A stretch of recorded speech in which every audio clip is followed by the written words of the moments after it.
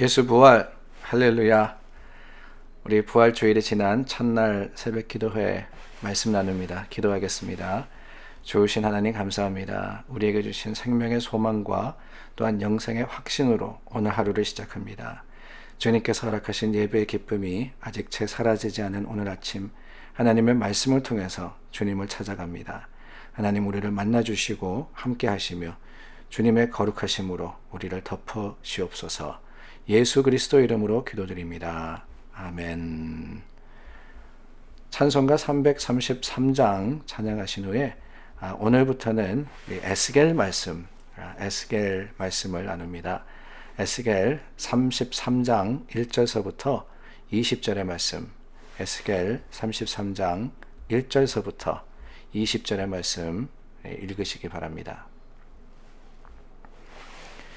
에스겔의 말씀은 저희가 2주 전에 3월 마지막 주일에 37장의 말씀을 가지고 주일 예배 말씀을 나누었던 바로 그 책입니다. 에스겔 37장의 해골의 골짜기의 이야기를 통해서 하나님께서 우리도 회복시키실 것이다 라는 말씀을 나누었는데요. 그날 저희가 나누었던 말씀대로 이 에스겔 선지자는 참 특별한 선지자입니다. 에스겔 1장에 보면은 이 부시의 아들 제사장 에스겔에게 하나님의 말씀이 임했다라고 이야기를 하는데요. 이를 통해서 에스겔이라는 사람이 제사장이었구나 하는 것을 알게 되고 또 그 정황을 살펴보건대 에스겔이 이 바벨론의 포로로 잡혀갔을 때 적은 책의 내용이 바로 이 에스겔서다 하는 것을 알게 됩니다. 물론 이 에스겔서의 전반부는 에스겔이 포로로 잡혀가기 전에 그러니까 예루살렘이 막 함락되려고 할 때부터 하나님께서 주신 말씀을 전달했던 겁니다. 근데 그것만이 아니라 포로로 잡혀간 이후에도 바벨론 이 그발 강가에서 받은 하나님의 부름을 계속해서 전했던 것이 바로 에스겔의 사명이었고 그가 행했던 일입니다. 그러니까 다르게 이야기하면은 남유다가 바벨론에 멸망하여서 포로로 끌려갈 때 바로 그 시기를 살았기 때문에 멸망하기 이전과 그리고 멸망하기 이후의 모습을 다 경험했고 다 아는 사람이 에스겔이었다 하는 겁니다. 그래서 에스겔서도 보면은 두 부분으로 나뉘어집니다.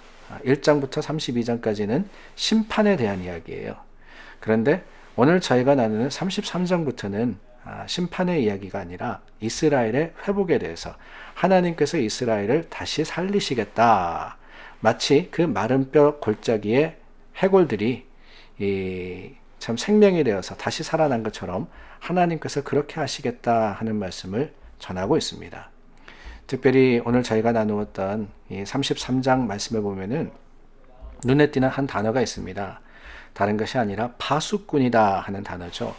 1절 말씀, 2절 말씀에 보면은 여호와의 말씀이 많은데 하나님께서 이 에스겔을 향해서 뭐라 그러느냐? 파수꾼이다. 7절입니다. 인자야, 내가 너를 이스라엘 족속의 파수꾼으로 삼음이 이와 같으니라 그랬습니다. 그 말씀을 하시면서 파수꾼의 사명과 그 파수꾼의 외치는 소리를 들은 백성들이 해야 할 일이 뭐냐?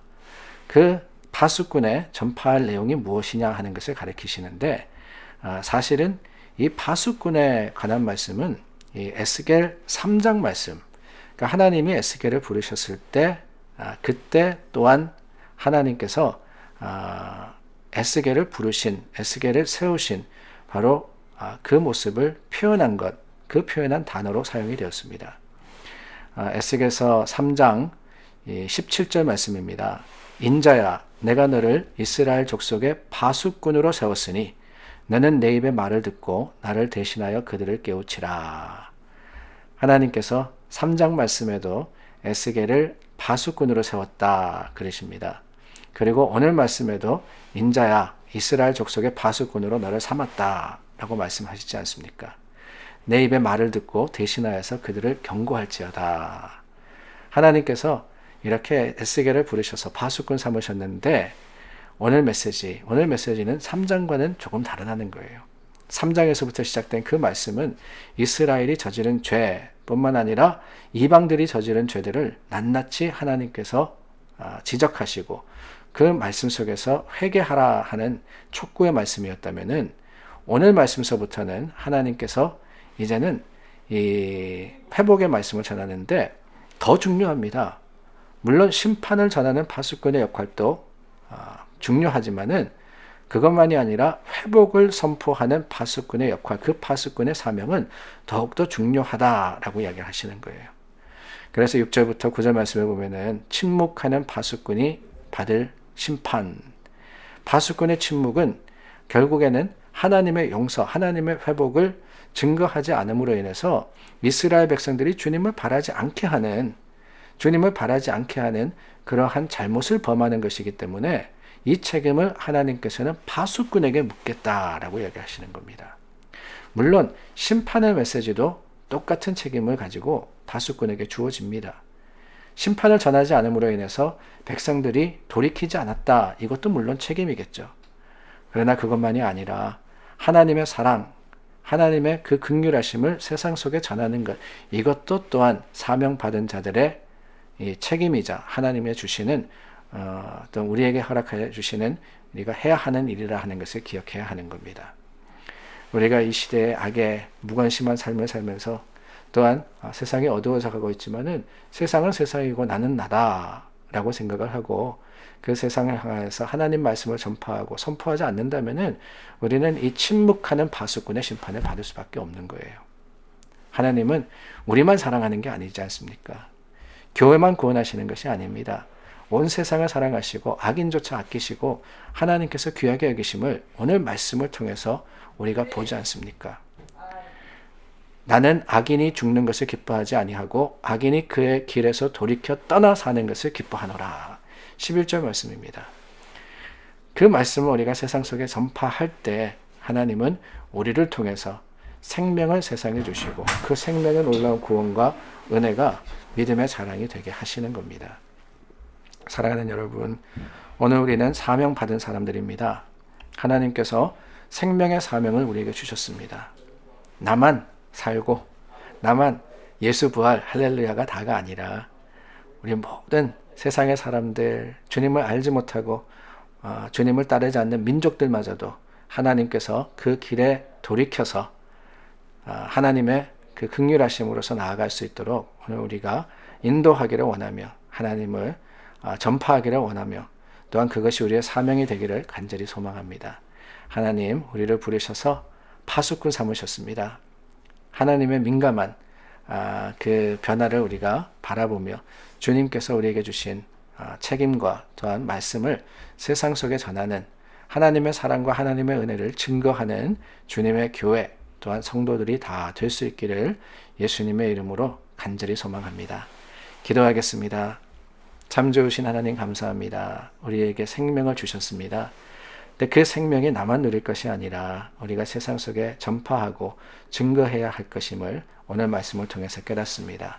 파수꾼 삼으신 하나님, 우리가 그 파수꾼임을 깨달을 때 하나님께서 주시는 사명 안에서 믿음의 소망을 다하며 책임을 다하는 자들이 되게 하여 주시고 주님 앞에 부끄럽지 않는 믿음의 담대함으로 오늘 행하도록 도와주시옵소서. 힘들고 어려운 모든 사람들 기억하여 주시며 위로하여 주시고 하나님의 긍휼하심으로 덮으시기를 원하올 때 예수 그리스도 이름으로 기도드립니다. 아멘.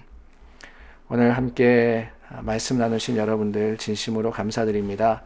하나님께서 우리에게 허락하여 주신 중보의 능력으로서 서로를 위해서 기도하기를 원합니다.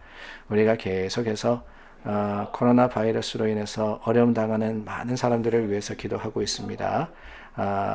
미국에만 해도 2만 명이 넘는 사람들이 사망을 하였습니다. 전 세계적으로는 10만 명이 넘는 사람들이 목숨을 잃었습니다. 사랑하는 사람을 잃어버린 가정들을 위해서 위로하여서 기도하며 지금도 투병하고 있는 분들을 긍휼한 마음으로써 하나님이 도우시기를 간절히 구하여서 기도해 주시기를 부탁을 드립니다.